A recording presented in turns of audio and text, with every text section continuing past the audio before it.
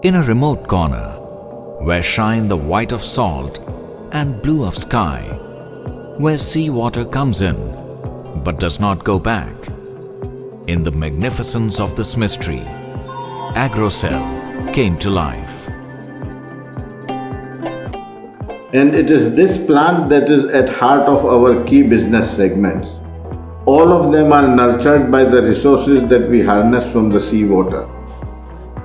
Agrocell has 95,000 acres of land for harvesting bittern and other raw materials found in the waters of the salt desert. Agrocell has proven talent to responsibly develop new areas, to bring livelihood and prosperity to local people, while at the same time safeguarding and protecting the environment. We recognize that natural resources are not the same everywhere.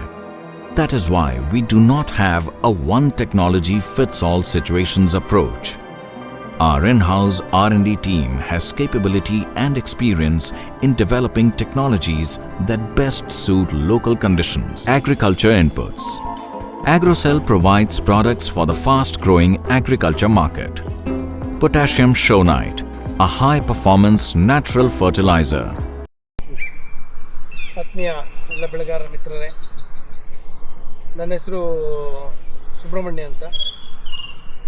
ಈ ಹಿಂದೆ ನಾನು ಹಾಸನ ಜಿಲ್ಲಾ planter ಸಂಘದ ಅಧ್ಯಕ್ಷನಾಗಿ 2 ವರ್ಷ ಕೆಲಸ ಮಾಡ್ತೀನಿ. ಈ ತೋಟ ನಂದು 8 ಎಕರೆ ಬೌಂಡ್ರಿ ಬರುತ್ತೆ. ಇದು ಸಕಲೇಶ್ಪುರ ಕಸ್ಬಾ ಹೋಬಳಿ ಅರೆಕೆರೆ ಗ್ರಾಮ ಅಂತ. ನನ್ನ ಹೆಸರು ಅಜಿತ್ ಪ್ರಸಾದ್ ರೈ. ನಮಸ್ಕಾರ, ನಾನು ಮೊಹಮ್ಮದ್ ರಜಾ, ಕೊಡ್ಲಿಪೇಟೆ, ಕೊಡಗು ಡಿಸ್ಟಿಕ್ಕು.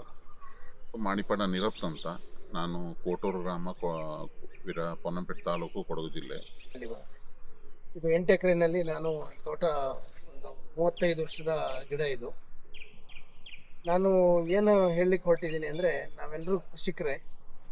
ಹಿಂದಿನ ಪದ್ಧತಿನಲ್ಲಿ ನಾವು ಗೊಬ್ಬರನ NPK ಮಾತ್ರ ಕೊಡ್ತಾ ಇದ್ದೀವಿ. ಇಂದ್ರ ಮಿಕ್ಸರ್ ಇರ್ಬೋದು, ಬೇರೆ ಬೇರೆ ಗೊಬ್ಬರಗಳನ್ನು NPK ಮಾತ್ರ ಕೊಟ್ಟು 2 ರೌಂಡು ಕೊಟ್ಟು ಕಾಫಿ ಕುಯ್ಯೋಂಥ ಅಭ್ಯಾಸ ಇತ್ತು.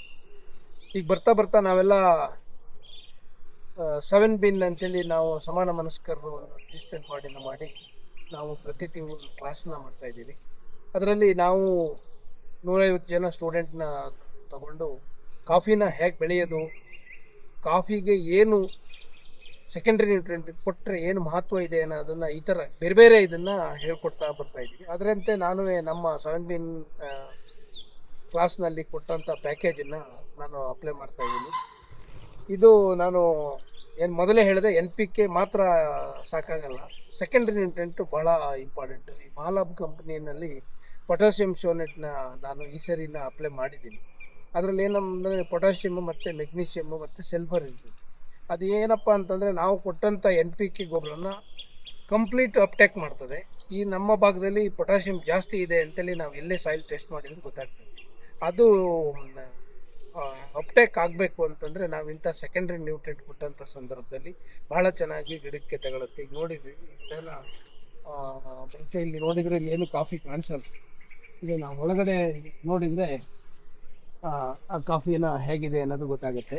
ಈ ಪೊಟ್ಯಾಷಿಯಮ್ ಸೋನೆಟ್ ಏನು ಉಪಯೋಗ ಆಗಿದೆ ಅಂತಂದರೆ, ಈ ಬೆರೀಸ್ ಒಂದು ಬಂಚಸ್ಸಲ್ಲಿ ಒಂದು 1 ಸೈಜ್ ಇದ್ದರೆ ಅದು ಸೆಕೆಂಡ್ರಿ ನ್ಯೂಟ್ರಿಯೆಂಟ್ ಕೊಟ್ಟಂಥ ಸಂದರ್ಭದಲ್ಲಿ ಎಲ್ಲ ಕಾಫಿನೂ ಒಂದೇ ಸಮ ಬರ್ತದೆ. ಇದು ಒಂದು ಬಹಳ ಅನುಕೂಲ ಆಗುತ್ತೆ ಅಂತ ಹೇಳ್ಬೋದು.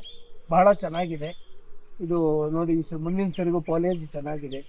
ಇಲ್ಲಿ ನೋಡ್ಸಿ ನೋಡಿ, 1 2 3 4 5 6 7 8 9 10 ಇದೆ.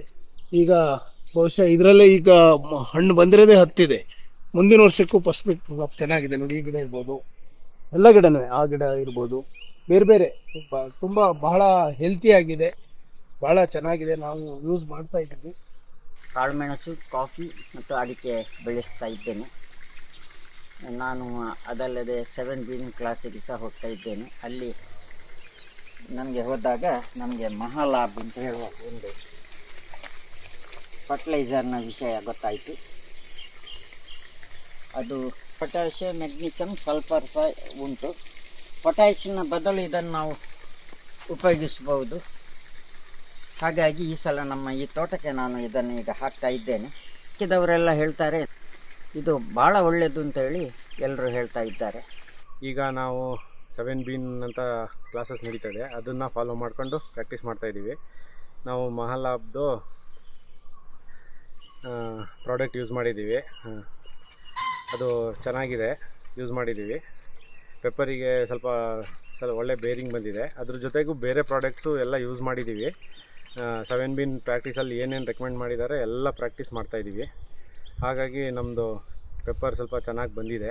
ಕಾಫಿನೂ ಒಳ್ಳೆ ಸೈಜು ಇದೆ, ಪೆಪ್ಪರು ಸಹ ಒಳ್ಳೆ ಸೈಜ್ ಬಂದಿದೆ.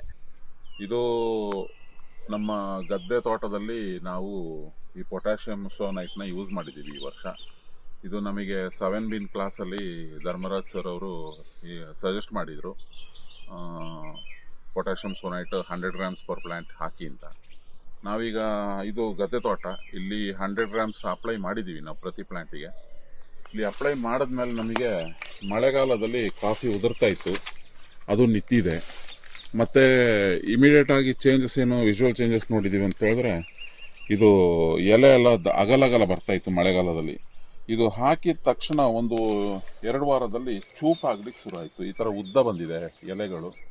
ಮತ್ತು ಒಂಥರ ಗಿಡ ಸ್ಟ್ರೆಸ್ ಎಲ್ಲ ಹೋಗಿ ಭಾಳ ವೈಗರಾಗಿ ಕಾಣಕ್ಕೆ ಶುರು ಆಯಿತು. ಮತ್ತು ಕ್ರಾಪು ಅಲ್ಲಿಂದ ಮಳೆಗಾಲದ ಉದುರುವಿಕೆ ಅಲ್ಲಿಂದ ನಿಂತೋಯ್ತು. ನಮಗೆ ಕ್ರಾಪು ಉದುರಿಲ್ಲ. ಆಮೇಲೆ ಕ್ರಾಪ್ ನೋಡಿದ್ರೆ ತೂಕ ಬಂದಂಗೆ ಇದೆ. ಇನ್ನೀಗ ಕುಯ್ದು ನೋಡಬೇಕು, ಔಟ ನಿಂತದಲ್ಲ ನಾವು ನೋಡಬೇಕು ಅಷ್ಟೇ.